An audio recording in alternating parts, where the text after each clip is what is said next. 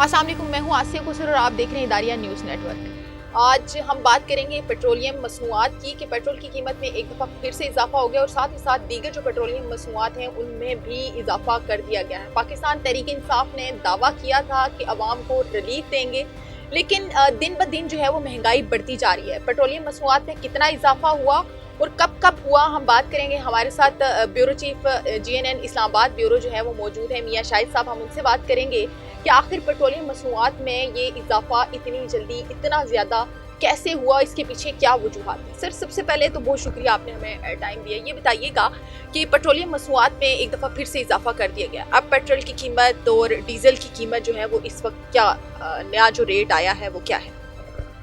देखिए आसिया, जो पेट्रोलियम मसनूआत होती हैं ये डायरेक्ट ऐसी मसनूआत हैं कि जहाँ से आप लोगों की जेब से पैसा निकाल सकते हैं। यानी पेट्रोल आप 1 लीटर बेचेंगे तो उसका पैसा आपकी जेब में आ जाएगा। तो हुकूमत जो कर रही है वो शुरू से कर रही है। 18 सितंबर 2018 में ये हुकूमत का पहला जो था ना वो महीना था। सितंबर में उस वक्त जब कीमत थी पेट्रोल की वो 92 रुपीज़ थी।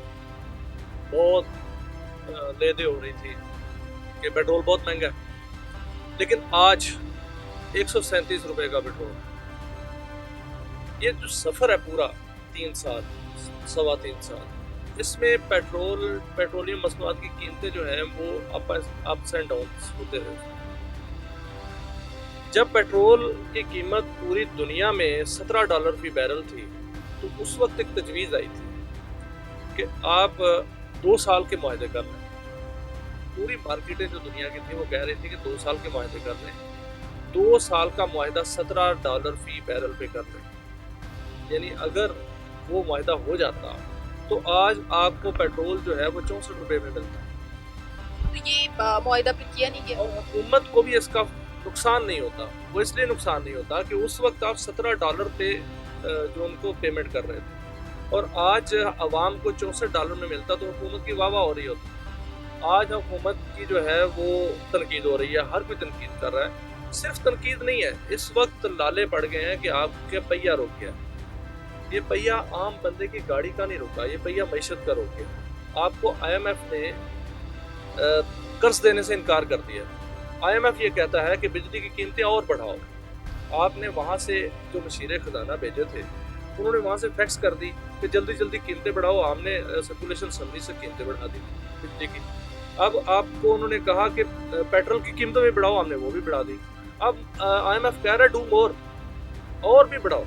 इसका मतलब है कि फर्स्ट को और बढ़ेगी और फिर बिजली की कीमतें भी और बढ़ेंगी। अभी एक सारिफ का जो बिल है बिजली का, जिसका 3000 आता था उसका 10,000 आ रहा है। जिसका जो 2018 में पेट्रोल जो है वो 92 रुपीज़ का था वो 137 रुपये का हो गया। अब मुझे ये बताएं कि आपकी मैशत कैसे चलेगी? मैशत नहीं चलेगी। अब पेट्रोल की कीमत क्यों बढ़ी, हम इस पे आ जाते हैं। पेट्रोल की कीमत इसलिए बढ़ी है, इस वक्त भी पेट्रोलियम मसनूआत की कीमतें नहीं बढ़नी थी। अगर आप इंटरनेशनल लेवल की कीमत देखें तो वो $84 है। $84 पे आप पूरे टैक्सेस लगा दें। इंटरनेशनल टैक्स जो है वो इम्पोर्ट टैक्स वो भी, और जो आपके डोमेस्टिक टैक्स हैं वो भी, फिर भी 103 रुपये कीमत बनती है। 137 रुपये है। आप 37 रुपये या 35 रुपये क्यों ले रहे हैं आवाम से ज़्यादा? आपकी तो कीमत इतनी बनती नहीं है। आप पूरे टैक्स अपने लेना, अपने टैक्स पूरे लेके आप आवाम से जेब से बराह रास्त पैसा निकालें।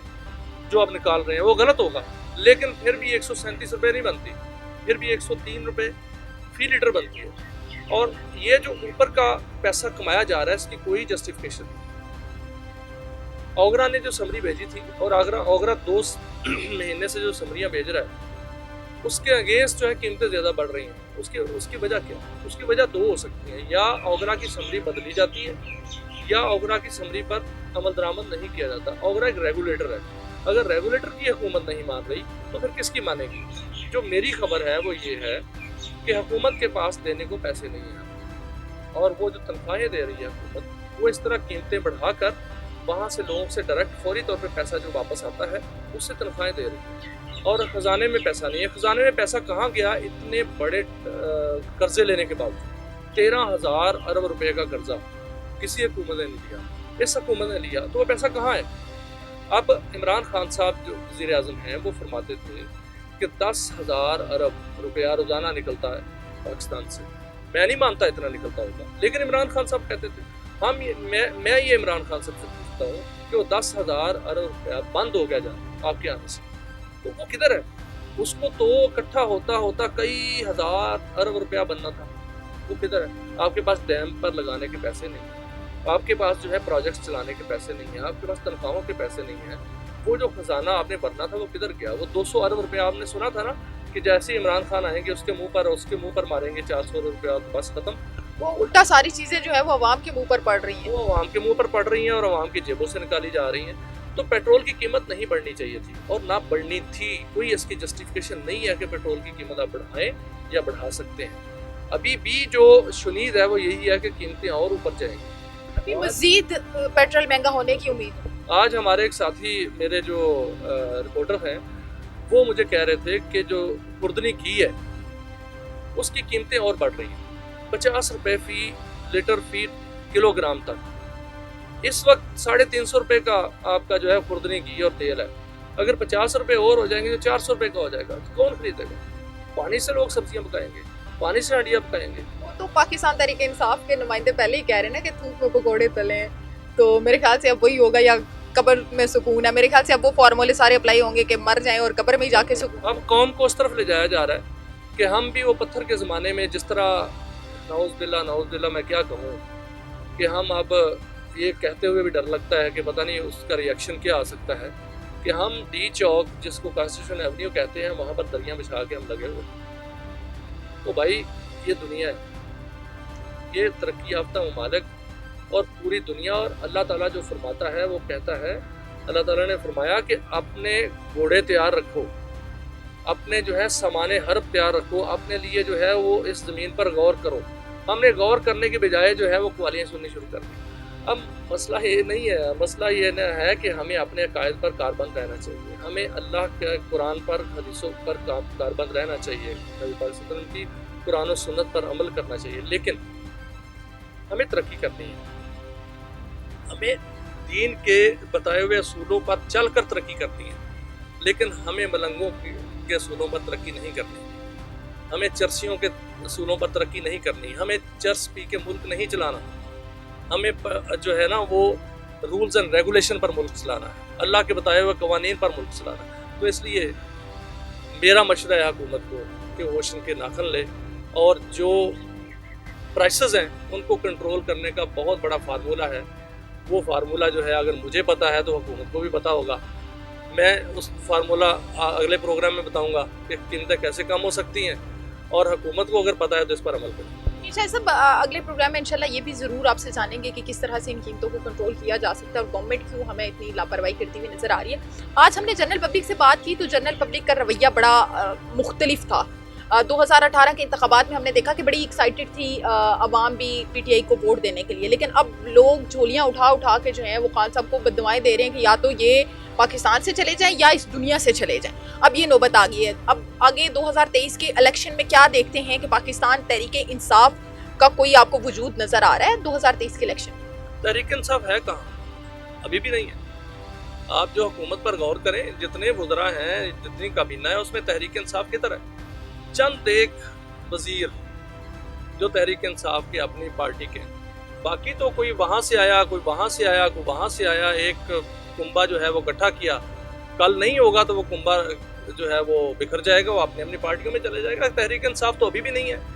تو مجھے نہیں لگتا کہ آگے تحریک انصاف آئے گی. پتہ نہیں کیا آئے گا, میں نہیں جانتا, لیکن تحریک انصاف کیسے, کس بیس پہ آئے گی؟ عمران خان صاحب فرمایا کرتے تھے کہ وزیر اعظم جب قیمتیں بڑھیں تو اس کا مطلب ہے وزیر اعظم چور ہے, جب مہنگائی ہو تو یہ ہے, جب چوری ہو تو وزیر اعظم کرتا ہے. بل بھی جلائے گئے, میں وہاں موجود تھا جب بل جلایا گیا تھا اس دھرنے میں. کیا آج یہ فارمولہ, یہ سارا کچھ ان پر اپلائی نہیں ہوتا؟ کیا آج یہ کوئی کہنے کو جرت کرتا ہے کہ آج جو پیٹرول کی قیمت بڑھ رہی ہے چور کون ہے؟ چور کون ہے پھر؟ جو آج اگر وزیر اعظم جو ہے وہ اوپر بیٹھے ہوئے ہیں تو وزیر اعظم خود اپنے آپ کا محاسبہ کر لے کہ پیٹرول کی قیمت بڑھ رہی ہے.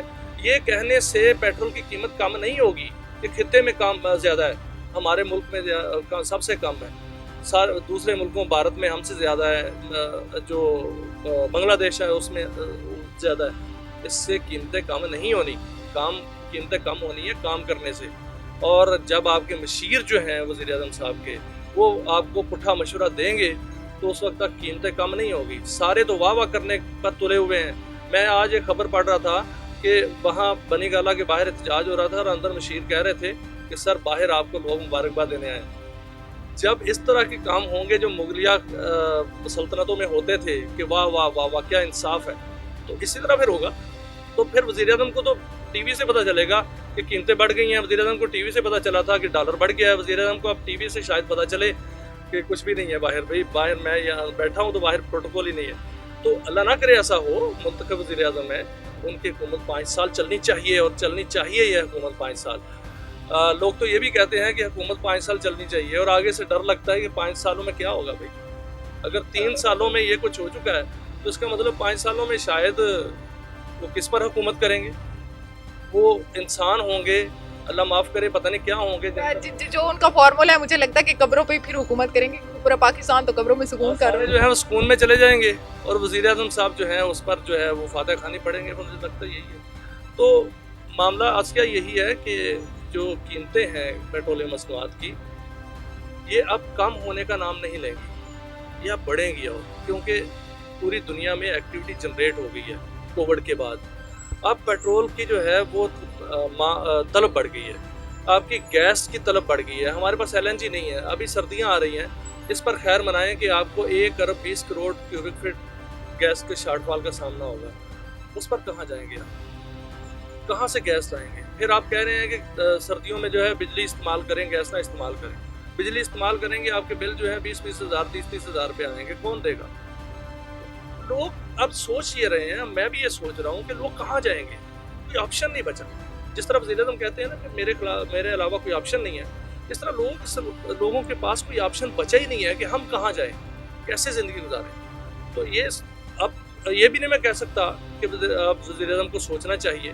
اب کیا سوچیں وہ, اب سوچنے کو کچھ رہا بھی نہیں نا. سوچیں کیا وہ, اب کیا وہ یہ سوچیں کہ 137 کا پیٹرول ہے اس کو 30 پہ کیسے کرنا ہے. کیا وہ سوچیں کہ 137 کا پیٹرول ہے اب 40 پہ جائے گا تو اس کو میں کیسے جو ہے 137 پہ رکھوں. اب ان کی سوچ سے چیزیں باہر نکل گئی.